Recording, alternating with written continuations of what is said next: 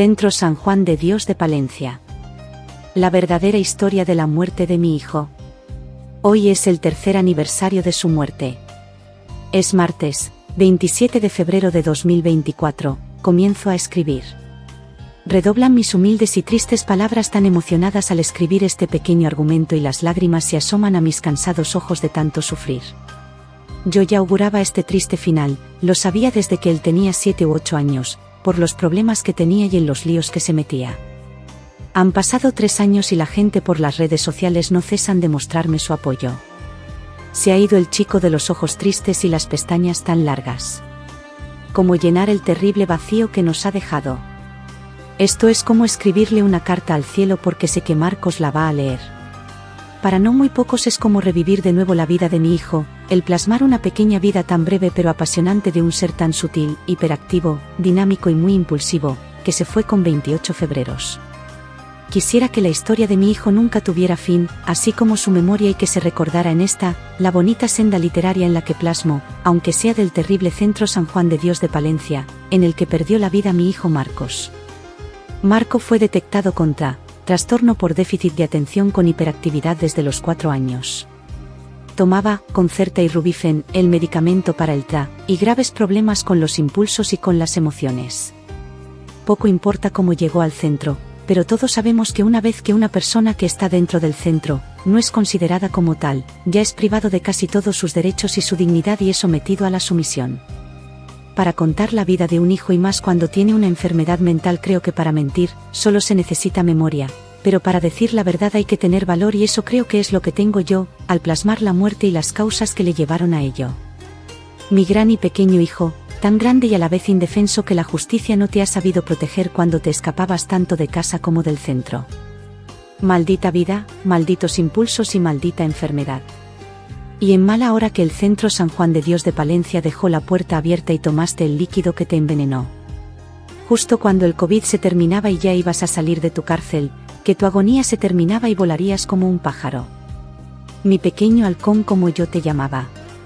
La historia de un chico con mentalidad abierta, de ideas abiertas, con un corazón inmenso, pero con el alma torturada por su enfermedad.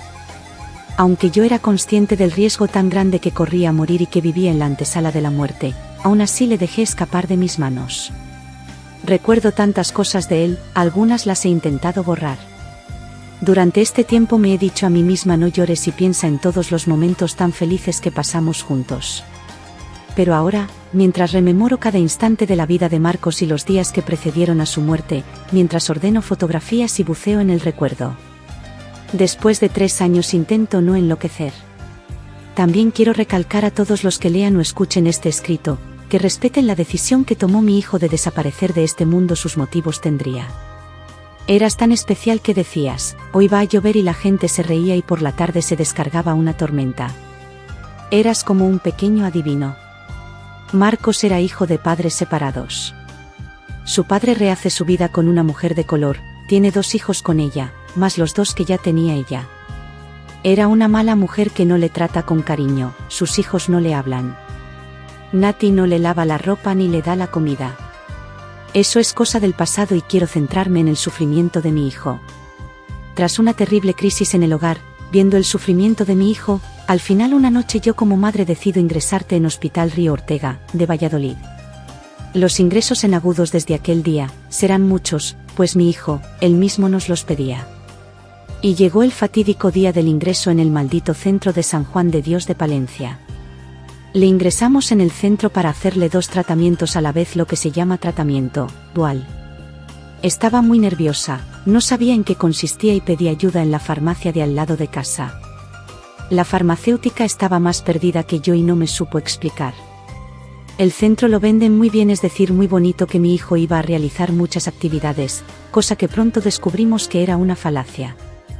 Marcos buscaba mucho por internet la droga llamada cristal, y estoy segura que la llegó a probar con los chicos de la zona donde residimos. Porque era un chico muy pacífico y estuvo un tiempo en el que se alteraba mucho y no paraba de mencionarla.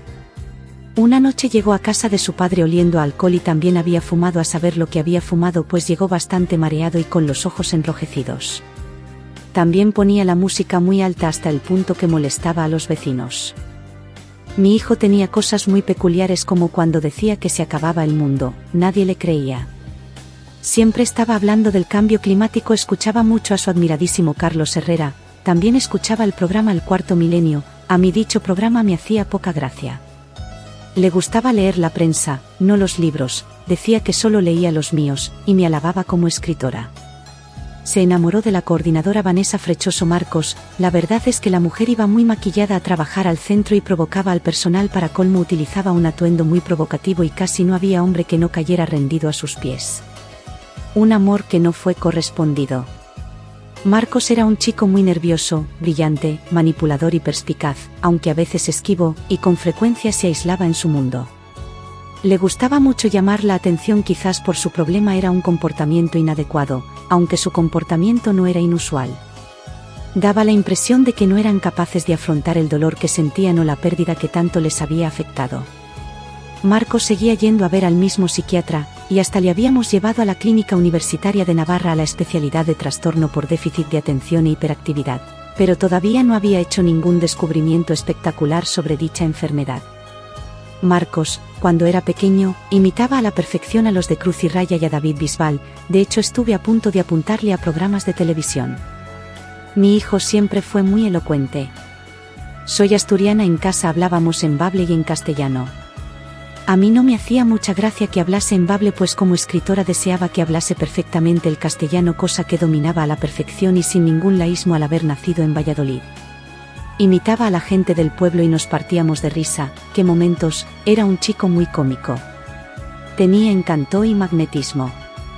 Pío de Sajambre era su pueblo preferido y siempre decía que si un día fallecía que quería ser enterrado allí, y así lo hicimos. Me preocupaba el hecho de que nada parecía ayudar a Marcos y yo no sabía qué hacer por él. En el centro, que por cierto era carísimo, costaba unos 3.000 euros al mes, más los gastos de cafetería, porque como les daban tan mal de comer en el comedor, algo tenían que comer. Luego el centro bajaba un poco el precio, pues era subvencionado por la Junta.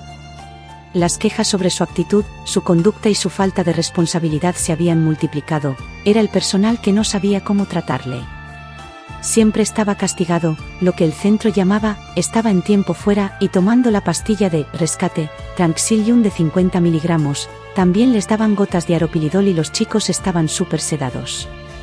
Los horarios del centro eran, levantarse a las 8 de la mañana, la comida era a las 13:30 h, merienda a las 4 de la tarde y 30 y la cena era a las 8, y normalmente casi todos los familiares llevaban un televisor de casa y lo ponían en su habitación, que compartían con su compañero. Los que no lo tenían se quedaban hasta las 12 en la sala donde había televisión, y allí se ponían casi todos a fumar tabaco y porros, y había muchas peleas. Los auxiliares pasaban del tema olímpicamente. Y qué decir de los fines de semana, no había ni psicólogos ni psiquiatras y había cambio de auxiliares, así es que es cuando más abusos había con los pacientes. Si les tenían que dar 10 cigarrillos les daban 6. Si hacía buena temperatura por la mañana y no cogían la cazadora y por la tarde bajaba la temperatura, pasaban un frío de perros. No respetaban si era el día de la madre o del padre o Navidad con el castigo. Si estaban castigados y punto. El trato era inhumano. Pero yo me decía, en esta vida todo el mundo tiene lo que le corresponde, la curia recibirá lo suyo. ¿Qué sucede con la merienda? Les dan un simple bocadillo de embutido todos los días de mala muerte sin fruta ni zumo. A la mayoría de los pacientes les quitan el móvil si no cumplen las pautas que ellos se inventan para que no se puedan comunicar con el exterior. Les meten en aislamiento atados de pies y manos más de 24 horas. Es un local que no tiene baño y a los que no les ponen pañal tienen que hacer sus necesidades en una esquina. Susana de Bilbao tiene a su sobrino Christopher ingresado en el centro y es una barbaridad su testimonio y el de tantas madres que me han contado su versión. A mí me entró el chivatazo por un auxiliar del centro que responde al nombre de Alfonso, que trabaja en el botiquín. Casi siempre hay un psiquiatra para todos y 4 psicólogos, para 500 pacientes aproximadamente. Era muy importante el calor que les brindaba el seno de una familia y las visitas. Adoraba la naturaleza cuando le daban permiso, le encantaba ir conmigo a visitar a toda la familia a Asturias. En ocasiones pedía dinero y él también daba el suyo, era un chico muy desprendido. Cuando le daban permiso, llegaba a casa cantando, entraba por los jardines sonriente, parecía un ruiseñor. Era bastante adicto al teléfono, me llegaban unas facturas impresionantes. Siempre alababa mis dotes de cocinera por lo sabrosa que estaba la comida y lo rápida que había sido haciéndola. Mi hijo tenía la mirada triste y la voz quebrada. Yo, al ser una mujer madura, podía jactarme de actuar con sabiduría y le decía: en esta vida tienes que afrontar los retos y resolver por tu cuenta los problemas, nadie te los soluciona. Siempre estaba con él: te quiero mami, era súper meloso. Y a pesar de que Marcos era encantador, a menudo era difícil estar con él. Era un chico extremadamente impetuoso. Para él todo era apremiante, lo que significaba que quería que las cosas se hicieran de inmediato, más deprisa que deprisa, en cuanto él pensaba en ellas. Tenía un concepto confuso del tiempo, de modo que a veces algo ocurrido horas o días antes, para él se remontaba a años antes. Y algo previsto para un futuro distante tenía que suceder en el acto. Nunca sentía vergüenza por llegar con demora a los sitios, en cambio llegaba con su gran sonrisa. Decir que al final de sus días su dentadura ya comenzaba a estropearse por la gran medicación que tomaba. El principal problema para los miembros del hospital era que Marcos no encajaba en ningún grupo. Era demasiado brillante para integrarse con los chicos de su edad, que estaban allí por una gran variedad de razones. Pero cuando lo pusieron con los adultos descubrieron que, aunque se relacionaba bien con ellos en situaciones sociales y en los grupos de terapia, a mi hijo, su abuela paterna y yo, hacíamos todo lo posible por divertirle, aunque su estado era tan nefasto que apenas podía sonreír. Inventábamos todo lo que podíamos para mantenerle despierto. Mi madre, que ya estaba en Bustantigo, Asturias, siendo cuidada por mi hermano, ya no se enteraba de nada. Por desgracia el Alzheimer ya empezaba a hacerle estragos. Mi padre, Antonio, murió cuando Marcos tan solo tenía 9 meses. Una vez el psiquiatra que le atendía nos dijo que si conseguíamos mantenerlo con vida hasta que cumpliera los 40 años, tendríamos grandes posibilidades de que llegara a mayor. Había tantas posibilidades de que ocurriera una desgracia y ocurrió la primera. Estando ya ingresado en el centro, en el primer accidente, Marcos comió gusanos de los pinos que había en frondoso jardín del centro y le llevaron a la enfermería, donde estuvo un tiempo y al ver que se ahogaba le llevaron al hospital, donde debido a la gran gravedad con la que ingresó, le hicieron una traqueostomía. Cuando estaba en la UBI, teníamos que ponernos una bata verde y unas zapatillas y desinfectarnos muy bien las manos. Marcos, mi hijo, parecía un monstruo, tenía la boca y los labios todos llenos de llagas. Entrábamos, la abuela y yo, pues nos turnábamos, mientras tanto mi exmarido Ángel descansaba. No sabíamos qué hacer. Si abría los ojos le inventaba cuentos, las enfermeras nos decían que le hablásemos pues el oído es lo último que se perdía. No se quejaba, la verdad que mi hijo tenía mucho aguante, resistía muy mucho el dolor. Un día cuando lo fui a visitar entró un cura, yo le cogí por el cuello, le dije: hijo de puta, ¿qué haces aquí? Y él me dijo: vengo a visitar a Maco Wes. Yo le dije: lárgate de aquí o te mato. Agachó la cabeza y se largó. La abuela Celia se quedó muda. Mi hijo Marcos siempre andaba diciendo que se iba a quitar la vida y yo le decía: ¿te imaginas? Yo también me muero si algo te sucede. Una vez salió de la UCI, no tenía otro objetivo que regresar a la normalidad. Con la ayuda de los bastones conseguía sostenerse un rato en pie, y estaba seguro que las muletas eran cosa del pasado. Después de rodar por el jardín, se levantaba y daba algunos pasos apoyados en los bastones. Estaba orgulloso de ser capaz de caminar sin un terapeuta o una enfermera a su lado, de no tener cerca una baranda ni palabras de aliento. Escuchó pasos sobre el pasillo, y el sonido de alguien que se abría paso a través de las sucias paredes. Se volvió, lentamente, moviendo un pie y las muletas a la vez, manteniendo la cara inmóvil para disimular el dolor. Era Mari Paz Aparicio Garrido, la directora del centro. Echemos un poco la vista atrás. Recuerdo que era un día lluvioso de diciembre, todo estaba decorado para celebrar la Navidad. En el hospital Río Hortera le cerraban la puerta de su habitación para que no se acostara. Marcos estaba muy medicado, perdido, con los ojos enrojecidos, deseando acostarse. Yo le llevaba hamburguesas de la hamburguesería que había frente al hospital y tortillas hechas por mí, aunque las comía y sonreía, yo era sabedora de que nada le alegraba. El tema de la medicación era muy delicado debido a que una dosis demasiado alta le ponía muy alterado y le entraban diarreas muy fuertes que ni él mismo podía controlar, y con la medicación muy baja tenía muchos impulsos. Yo dormía con las botas de salir a la calle puestas, estaba demasiado cansada para quitarlas ya que no sabía en qué momento podía sonar el móvil en que me comunicasen la terrible noticia, que algo malo le sucediese. No era capaz de administrar su medicación, es normal con la cantidad de pastillas que los doctores te daban, le descolocaban, pues le pasa a la gran mayoría de las personas. Aunque era inofensivo para con los demás, era un peligro para sí mismo. Era un excelente chico, pero nunca me podía fiar de él. Era muy generoso con la gente o se esmeraba en comprar los obsequios más adecuados para con nosotros sus padres. Le encantaba hacer regalos, igual que a mí. Había pasado tanto tiempo desde su último intento de suicidio que nadie diría que lo iba a hacer nuevamente. Gonzalo, mi nueva relación. Entramos en la relación con grandes esperanzas y muchos sueños románticos.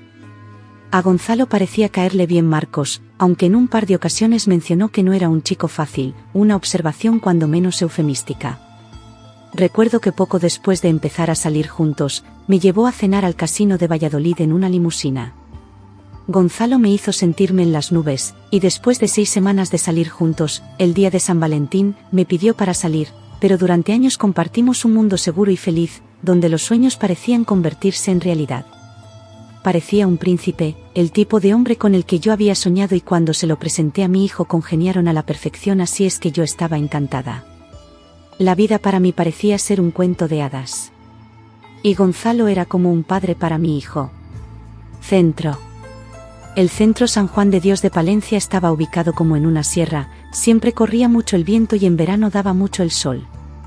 Antes de llegar había como una fábrica de café y olía mucho a ello. Al llegar al centro había unos escalones muy bonitos, la verdad es que todo daba la sensación de ser muy lujoso, pues todo olía muy bien y en recepción todo estaba muy pulcro y ordenado.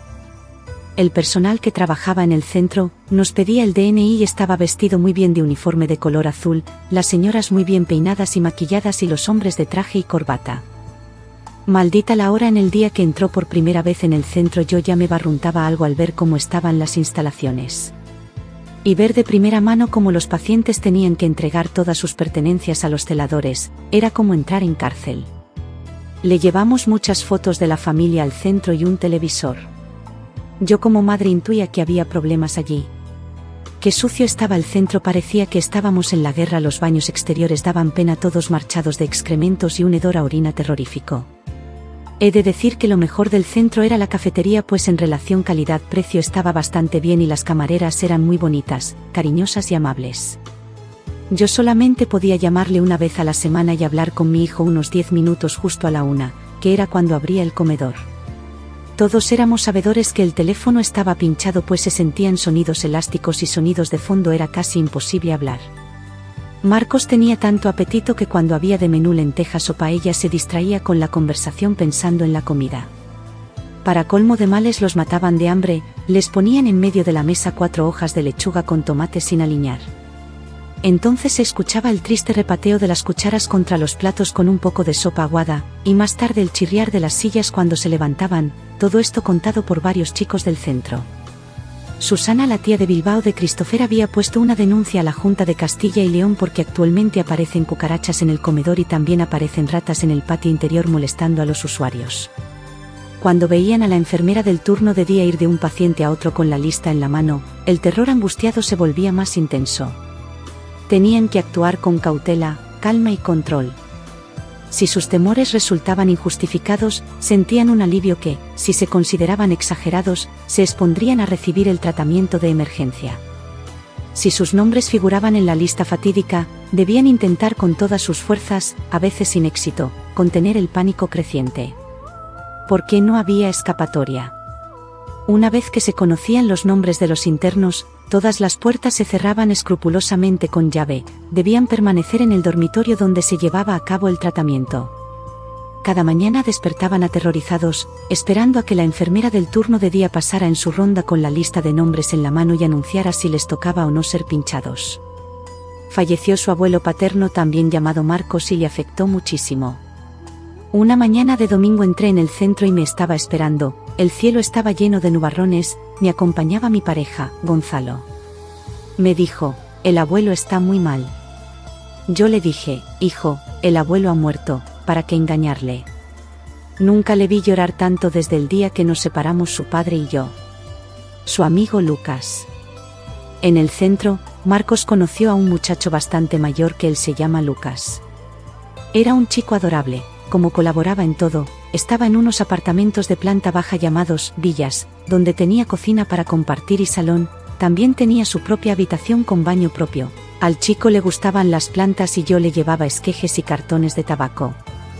Lucas García le dejaba a mi hijo ver la televisión en el salón y en su cuarto, así como ducharse y comer alguna cosa en la villa. Nunca podré agradecer lo suficiente a Lucas lo bien que se portó con mi hijo. Ojalá algún día pueda alcanzar la libertad y salir de esa prisión. A Lucas le daban más permisos para ir a Palencia y llegaba cargados de bocatas, refrescos y cosas de higiene personal que escondía en la villa y las compartía con Marcos. Aunque el centro disponía de cafetería donde había gran variedad de bocadillos y pinchos, así como todo tipo de bollería, refrescos y cafés, había de todo menos alcohol a precios muy económicos y mi hijo podía hartarse de lo que quisiera, se lo pagaba su padre. Había varios pabellones como en la Mili. Mi hijo estaba en el que se llamaba Padre Celedonio. El centro era terrorífico. Las vivencias que había día a día eran como en la película Inocencia Interrumpida. Estaban todos los pacientes mezclados y los pacientes con adicción a la droga, los ancianos a los que les daban ataques epilépticos. Aquello era un colapso de locura. No comprendo de dónde mi hijo sacó tantas fuerzas para superarlo, pues aquello era como los manicomios de las películas antiguas. Estaban muy medicados y los llevaban en cuanto tenían una conducta inadecuada a tiempo fuera. Decía que los trabajadores del centro eran retrasados mentales y era cierto, les pillé por la calle fumando porros y algo más que no quiero desvelar, vamos que eran unos golfos. Hablando de unos años hacia atrás, Marcos vestía muy clásico y no le gustaban ni los tatuajes ni el piercing, más bien era un chico como se dice ahora cayetano. Y conquistaba a todo el mundo con su mente brillante, su atractivo físico y su encanto. Pero los que estábamos cerca de él no podíamos negar su enfermedad. En las contadas ocasiones en que confesé mis temores a amigos íntimos, ellos le restaban importancia diciendo que todos los adolescentes eran difíciles y que Marcos no era diferente. Pero nosotros sabíamos que Marcos era muy diferente. Ningún otro adolescente necesitaba un equipo de personas para mantenerlo vestido y limpio. Para mí era obvio que Marcos necesitaba vigilancia continua. Siempre mantuve una conexión visceral con mi hijo, nunca perdimos el vínculo que nos unía, y lejos de debilitarse, vigorizó con los años. Su padre y yo de alguna manera teníamos que ayudarle a resolver sus problemas, sus depresiones, su incapacidad para controlar sus impulsos. Entonces yo no sabía que hacía varios meses que pensaba en el suicidio, si lo hubiera sabido, me habría asustado mucho, pero de todos modos estaba muy preocupada por él. Como si una puerta se negara a cerrarse, me resultaba imposible apartarte de mi cabeza un solo instante. Ninguna persona conocerá nunca el extraño pero poderoso vínculo que una madre tiene con los hijos. Con el doctor Antolín, su psiquiatra, solo podía hablar una vez al mes unos 10 minutos. Yo me ponía tan nerviosa y él era tan parco en palabras que no me enteraba de nada. Muerte. Llegó el fatídico día del 18 de febrero, era un jueves por la tarde y mi hijo, como era muy vivaz, vio por unos segundos la puerta abierta que había dejado la chica de la limpieza. Tomó la cantidad suficiente de un bote de desengrasante y abrillantador que contenían Diversey y Sanitol, pretendía estar seguro de su muerte, no sería una llamada de atención. Saltó la alarma y le encontró la educadora social María Yolanda Andrés Delgado, y 6 enfermeros que estaban haciendo prácticas. Le llevaron a la enfermería y es atendido por el médico de guardia que llama al Instituto de Toxicología, donde le dicen que no le inciten al vómito para no producirle más lesiones internas con los productos ingestados. Luego, después ya de un par de horas, cuando temen por su vida, el maldito centro, en vez de llevarle urgentemente al Hospital Carrión de Palencia, que está a 5 minutos del centro, le tuvieron en el pabellón de enfermería hasta que vieron que moría y entonces tomaron la decisión final de llevarlo al Hospital Carrión de Palencia. A la semana, después de luchar entre la vida y la muerte en la UCI del hospital aquella tarde, del fatídico sábado del 27 de febrero del 2021 a las 2 del mediodía y 10, y todo por amor a Vanessa Frechoso Marcos, mi hijo acababa de ser llamado a Dios entrando en un sopor para siempre. Le realizaron la autopsia y en ella dio restos de hidrocarburo. Todo el mundo estaba triste, pero los que más afectados, éramos su padre y yo. Aquel nefasto día todo estaba sin gracia, nadie pensaba que Marcos pudiera morirse, sino tan siquiera llegar a envejecer. Siempre sabré el motivo le llevó a hacerlo. Entre chorrada y llamadas de atención, mi hijo se quitó la vida por dejar la puerta abierta en impulsos de dolor, pero más bien de amor. El centro pasaba de todo, como se suele decir, la audiencia soberana hace con el moño lo que le da la gana. Cuando le vi encima de la camilla, ya medio frío, le cerré los ojos y le acaricié el cabello, le besé por todos lados. Tenía el cabello más largo de lo normal, y se le formaban rizos. Dios mío, tenía el mismo cabello que nosotros, sus padres. Una vez en casa, llamé por teléfono a dos amigas muy íntimas, Ana Blanco y Amina Santos, que me dieron todo tipo de apoyo. Me acosté en mi cama enroscada como una serpiente y solo deseaba reunirme con mi hijo. Hasta que llegaron mis dos hermanos, Abelino y José Antonio, y mi cuñada Mariluz. Por el bien de mis hermanos fingí entereza todo el velatorio. Mi hijo vivirá siempre en mi corazón. En mi interior me sentía como un zombi, solo deseaba ver a mi suegra Celia, que tanto cariño había dado a mi hijo. Era una pena verle en el ataúd. Mi hermano, Abelino, dijo: no le ha llegado la hora para que le salieran las alas, y yo me estremecí de tristeza. Le llené de rosarios en ambas manos, bendecidos por el Papa que me habían regalado los sacerdotes a cambio de mis novelas, y los introdujimos en el ataúd, colocándoselos en ambas manos, más el que le llevé al hospital cuando aún yacía inerte encima de la camilla. Los familiares y amigos murmuraban: pero qué guapo está, conservaba su famosa y nerviosa hermosura. En el funeral yo no lloré ni una lágrima, estaba en estado de shock. He de confesar que mis hermanos y los hermanos políticos, así como mis sobrinos, se portaron a la altura. Todo eran sollozos, lloriqueos, abrazos, flores, coronas. Como estábamos aún en pleno COVID y la gente no podía salir de sus hogares, asistió poca gente, los familiares y amigos más íntimos. Las gentes se limitaron a enviar flores con dedicatorias. Es decir, que había más flores que gente para llevarlas al cementerio. También agradecer al abogado de Jesús Verdugo, Alonso, todo lo que ha luchado por este caso. Solo pretendo que el centro, que se hace llamar católico, muestre un poco de humanidad y me pidan disculpas, o se le haga una conmemoración y le recuerden con cariño. Como llenar aquel vacío que nos dejó a todos los que le adorábamos. Este escrito ha sido realizado por Constan Fernández Fernández. Tiene reservados todos los derechos de autor, registrados en Cedro. Socio número .A15244.